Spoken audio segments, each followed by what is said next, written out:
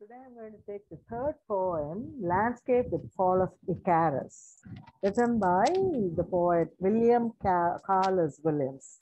He was a great poet, a novelist, essayist, and a playwright, often said to have been one of the principal poets of the Imagist movement. The Imagist movement was a people poets who were writing on the images, pictures, and appreciating them in their poetry or trying to bring out a theme from the painter, the art, and sculptures, and so on. So here he writes about the landscape of the fall of Icarus.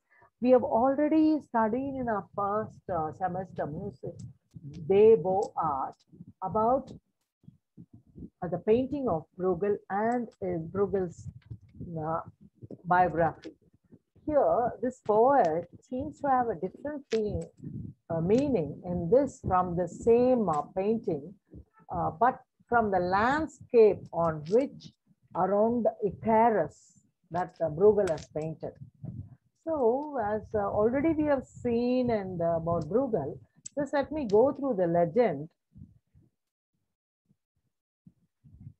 Legend once again, just to remind you of the story of Icarus. Icarus' father, as you know, was Daedalus, a very talented Athenian craftsman.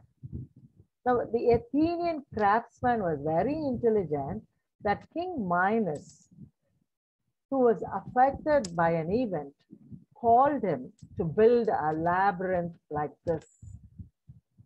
You want to see a good picture of that, then this is the labyrinth that he, like this, he wanted to be, build him a labyrinth. Why? There was a story there that his wife bore a child who was half man and half bull. So he heard the story that she had born that son for a Cretan bull, having mated with a Cretan bull. So in shame of that, King Minos orders the craftsman to build such a, because he cannot be arrested, I think so, in a human prison wall.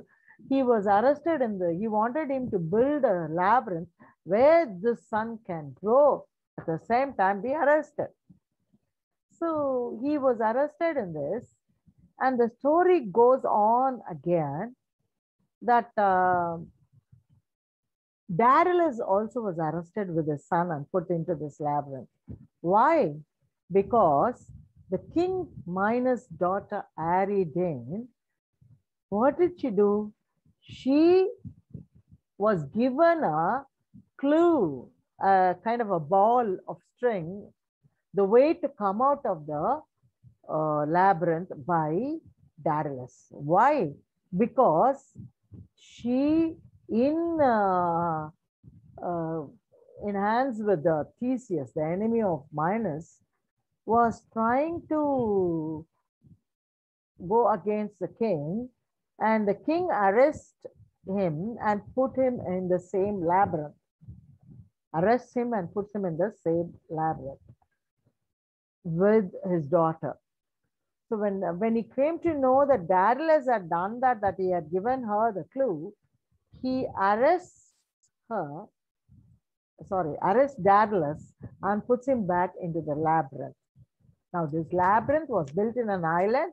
All around the island was sea, and there was no way of escape. Even if they have escaped labyrinth, they cannot escape the island.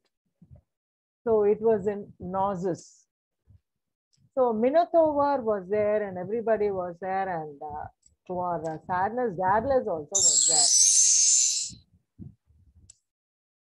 Daedalus fashioned two pairs. So what happens? Now he could escape from the labyrinth, but the way to escape from the island, he fashioned the two pairs of wings out of wax and feathers for himself and his son.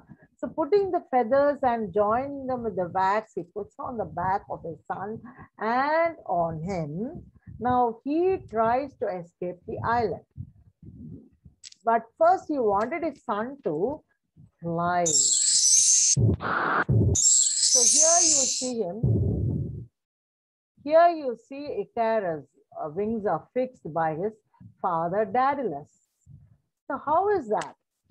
Now he fixes and he tells his son that Daedalus tried his wings first, but before trying to escape the island, he warned his son not to fly too close to the sun, not too close to the sea, but to follow his path of flight. So he said, don't go higher up, neither go too low near the sea.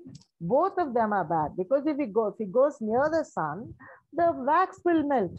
If he goes into the sea, the feather will become wet and heavy and cannot fly anymore. So he had already warned them of the chemical facts. But what happens? Overcome by the giddiness that flying lent him, Icarus soared into it. Usually children get excited about a new thing. So he got excited and he got his greediness to fly forward. Let me see what happens if I fly too close to the sun. And what happens is, due to the heat, melted the wax.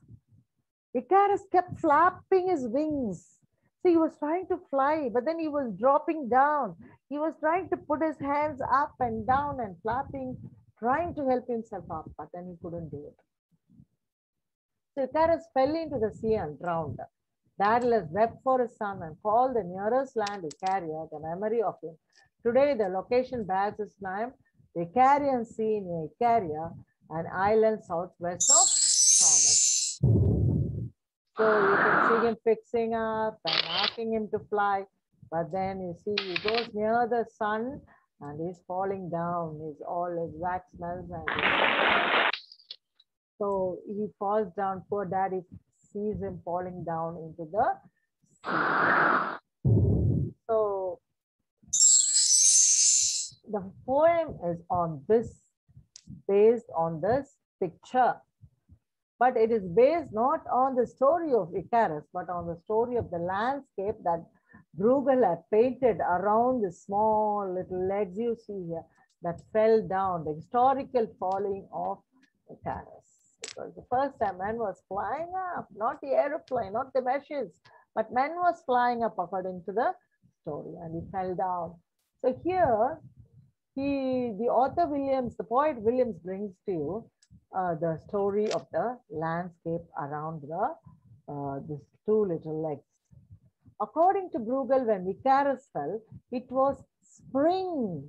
He says it was a season of spring. Usually during spring is usually compared or given as an image for the people who become fresh and good and alive and grow up, come into a new path of life or something like that. Usually imagery of spring is compared to that.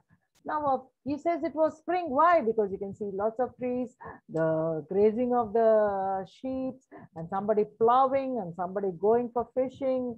The water is good, it is not frozen. So the ship is sailing, the boats are sailing, and you can see there are palaces, trees. So it must be a spring season. So it was spring. A farmer was plowing his field. The whole pageantry around these two legs, the event of two legs, awake tingling near the edge of the sea.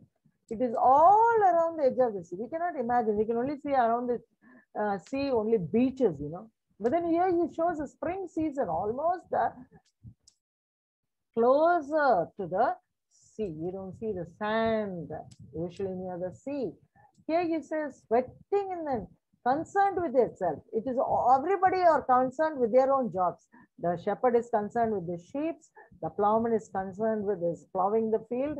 The man here who's trying to fish, I hope, he's only concerned with that. The ship is sailing. I don't know if anybody watched, heard a splash sound of somebody falling into the sea. Nobody is following him. Everybody were concerned with themselves.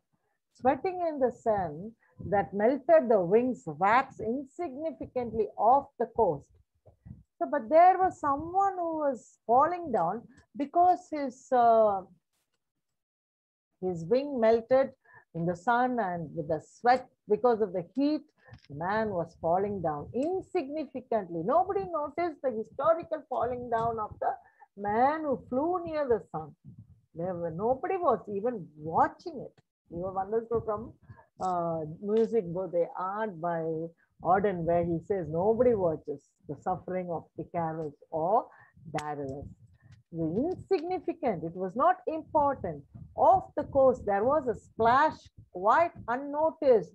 So nobody noticed it. This was Icarus drowning. That was how Icarus drowned. So maybe he's comparing, Williams is comparing to a poet. Maybe the time of the poet was written a lot of poems, was like the spring season. They were all concerned with themselves. They were writing a lot of poems and people were, it was a glorious spring season for them. But since they have flown too near the sun, they might fall down, drown down due to their death or after their death. Insignificant. People may not even remember us or our poems because of this. Like Icarus, we might also go insignificant in the history. That is what the poet is trying to tell us through these simple few lines. The image is trying to explain through this poem. Maybe he's not talking about Icarus. He is giving you a point that the spring season that is painted all around the ocean. Is it possible where there should be a beach, where there should be sand, but then still the author painter took enough paint to tell you on the continental type of sea. So let's remember the moral of the story. The pride, the season of pride, if kept properly, not going, not gloating ourselves to go near the sun, we might be remembered later.